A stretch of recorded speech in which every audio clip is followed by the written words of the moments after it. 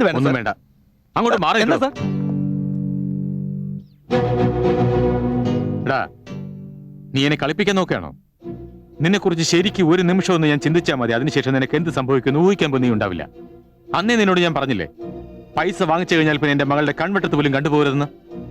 എന്റെ മുമ്പിലൊന്ന് നിവർന്നു നിൽക്കാൻ യോഗ്യതയില്ലാത്ത നിനക്ക് പൈസ തന്നെന്തിനാണെന്നറിയില്ലേ? പറഞ്ഞ വാക്കെങ്കിലും പാലിക്കാൻ വേണ്ടി.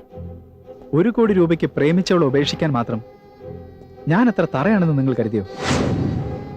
ഓക്കെ, ഞാൻ അങ്ങനെ പറഞ്ഞെങ്കിലും നിങ്ങൾ എന്തിനത് വിശ്വസിച്ചു? You bastard! ഇവിടെ നേറുന്നുണ്ടല്ലേ? ഡോക്ടേഴ്സ് അതിനെ BP എന്ന് പറയും.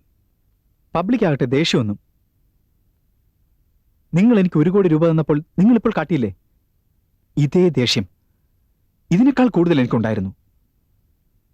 അന്ന് ആ പണപ്പെട്ടി നിങ്ങളുടെ മുഖത്തേക്ക് വലിച്ചെറിഞ്ഞിട്ട് പണം കൊണ്ട് എന്നെ വിലയ്ക്ക് വാങ്ങാനാകില്ലെന്നും അതിനേക്കാൾ വലുതാണ് എന്റെ സ്നേഹം എന്നൊക്കെ പറഞ്ഞിരുന്നെങ്കിൽ അന്നത് ഒരു കൊച്ചു പയ്യന്റെ ആവേശമാണെന്ന് നിങ്ങൾ കരുതുമായിരുന്നു.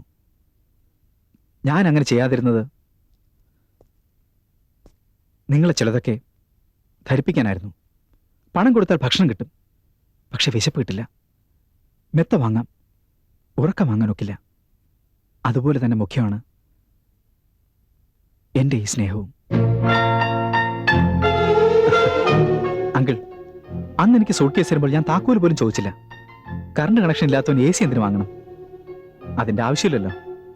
സൂട്ട് കേസ് അവിടെ ഇരിപ്പുണ്ട്.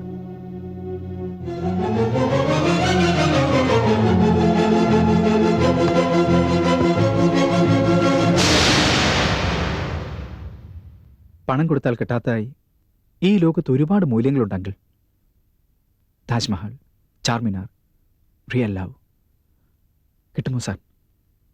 ഒരിക്കലും കിട്ടില്ല.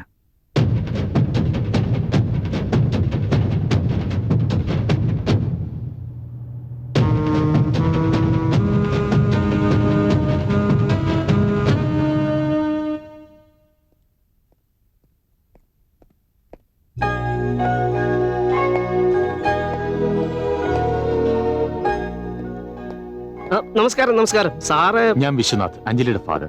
വരണം വരണം, ഇരിക്കണം. എടി, അഞ്ജലിയുടെ ഫാദർ. ഇത് ഭാര്യ, അത് മോള്. നീ ചായ കൊണ്ടുവാ. പിന്നെ കുറച്ച് പച്ചവെള്ളം മതി, എനിക്ക് ഷുഗർ ഉണ്ട്.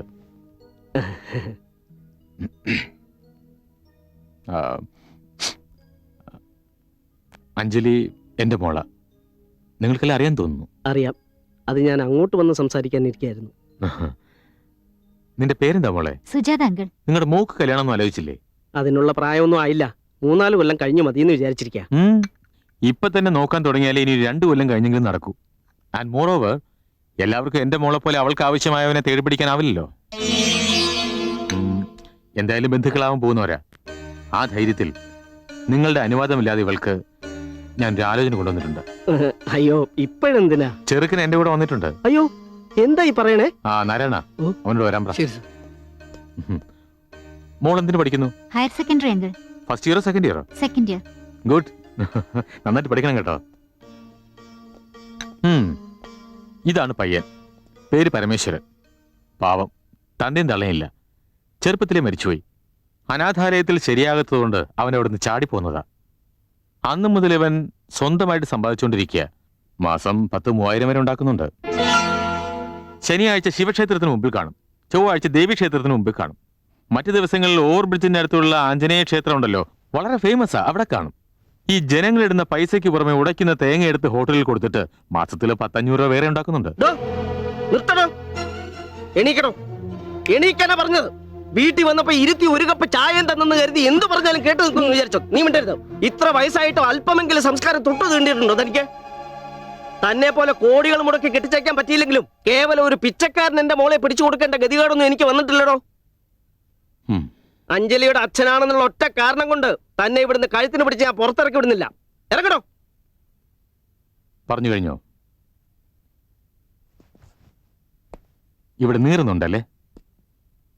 ഇതിനെ ദേഷ്യമെന്ന് പറയുമെന്ന് നിങ്ങളുടെ മോനാ പറഞ്ഞു തന്നത്. ഒരു സൂപ്പർ മാർക്കറ്റ് ഓണറുടെ വീട്ടിലേക്ക് ഒരു തെണ്ടിയെ കൂട്ടിക്കൊണ്ടുവന്ന് മകളെ കെട്ടിച്ചു കൊടുക്കുമെന്ന് ചോദിച്ചപ്പോൾ നിങ്ങൾക്ക് ഇത്രയ്ക്ക് ദേഷ്യം വന്നു. എന്നെപ്പോലെ ഒരു കോടീശ്വരന്റെ അടുത്ത് വെറും ഒരു പലചരക്കുകാരന്റെ മകൻ വന്ന് എന്റെ മോളെ കെട്ടിച്ചു തരുമെന്ന് ചോദിച്ചാൽ എനിക്ക് എത്ര ദേഷ്യം വരണം? ഇതേ കാര്യം വെറുതെ ഞാൻ അങ്ങ് ചോദിച്ചാലും മതി, നിങ്ങളുടെ മകളെ ഒരു തെണ്ടിച്ചെക്കിന് കെട്ടിച്ചു കൊടുക്കുമോ എന്ന്. പക്ഷെ അങ്ങനെ പറഞ്ഞാൽ ഞാൻ എന്തോ ആവേശത്തിൽ പറയുകയാണെന്ന് കരുതും.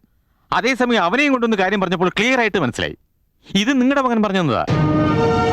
എന്നെ പോലെ ഒരാൾ സ്വന്തം മകളെ നല്ല തറവാട്ടിൽ പറഞ്ഞ ഒരാൾക്ക് പിടിച്ചു കൊടുക്കൂ. ഇങ്ങനെ നിഷേധിയായ ഒരുത്തിന് പിടിച്ചു കൊടുക്കില്ല. ശരിയല്ലേ? നിങ്ങളോട് എനിക്ക് വിരോധമില്ല. സോറി മോളെ, നിന്റെ മുമ്പിൽ വെച്ച് ഇങ്ങനെയൊക്കെ പറയേണ്ടി വന്നതിൽ എനിക്ക് ദുഃഖമുണ്ട്. നിങ്ങളുടെ മനസ്സിനെ നോവിക്കാൻ വേണ്ടിയല്ല സംസാരിച്ചത്. എന്റെ മനോവേദന നിങ്ങൾ മനസ്സിലാക്കണമല്ലോ. ഇങ്ങോട്ട് നോക്കൂ.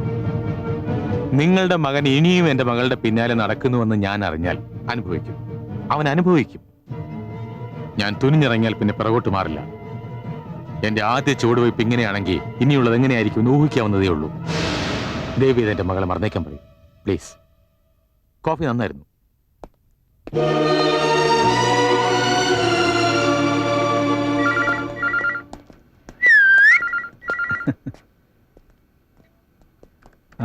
എക്സ്ക്യൂസ് മീ, യെസ്, വിശ്വാസ് സാറുണ്ടോ? അപ്പോയിന്റ്മെന്റ് ഉണ്ടോ? ഉണ്ടോന്നല്ലേ ചോദിച്ചോളൂ, കാണണമെന്ന് പറഞ്ഞില്ലല്ലോ. ഉണ്ട്. താങ്ക്സ്. ഏയ്, എന്താ ഇത്? Security, security! ഏയ്, ഏയ്, എന്താ ഇത്? ഹലോ ഹലോ, ഡേയ് ഡേയ് ഡേയ്, ഏയ് യു ഡേയ്.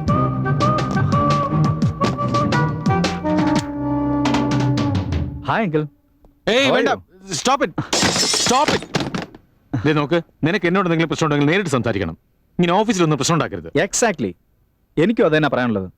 എന്നോട് എന്തെങ്കിലും പ്രശ്നം ഉണ്ടെങ്കിൽ അത് നേരിട്ട് വേണം പറയാൻ, വീട്ടിൽ പോയി പറയരുത്.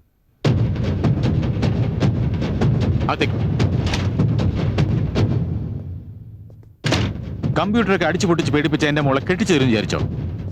പ്രശ്നം ഉണ്ടാക്കാൻ തെരുവ് തണ്ടിയുമായി വന്നാൽ നിങ്ങളുടെ മകളെ ഞാൻ വേണ്ടാന്ന് നോക്കി വിചാരിച്ചോ? ഇനി എന്റെ പെങ്ങളൊരു ബഗറെ പ്രേമിക്കുന്നുണ്ടെന്ന് പറഞ്ഞാൽ ഞാൻ ആലോചിക്കും അവനെക്കുറിച്ച്.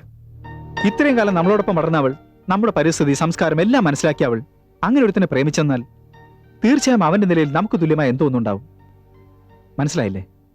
നിങ്ങളുടെ പ്രോബ്ലം എന്തെന്ന് ഞാൻ പറയട്ടെ എങ്കിൽ, നിങ്ങൾക്ക് എന്നെ ഇഷ്ടമല്ല.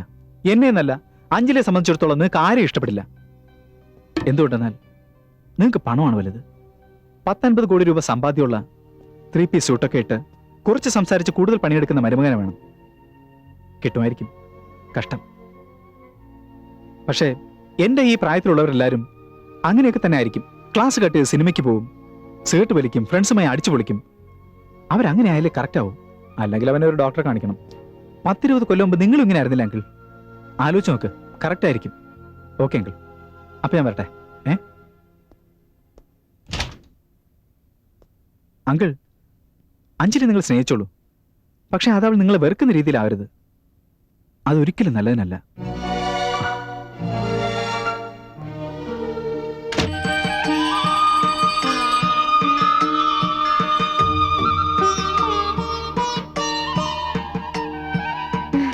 ഇന്ന് വലിയ തിരക്കൊന്നുമില്ല. ചേട്ടത്തി നടന്നോളൂ, ഞാൻ ഉടനെ വന്നേക്കാം. ശരി. നമസ്തേ അങ്കിൾ. Hello aunty. ആന്റി, എന്തു പറ്റി ആന്റി? എന്താ ഒരുമാതിരി? ഇന്നലെ നിന്റെ അച്ഛൻ ഞങ്ങളുടെ വീട്ടിൽ വന്നിരുന്നു.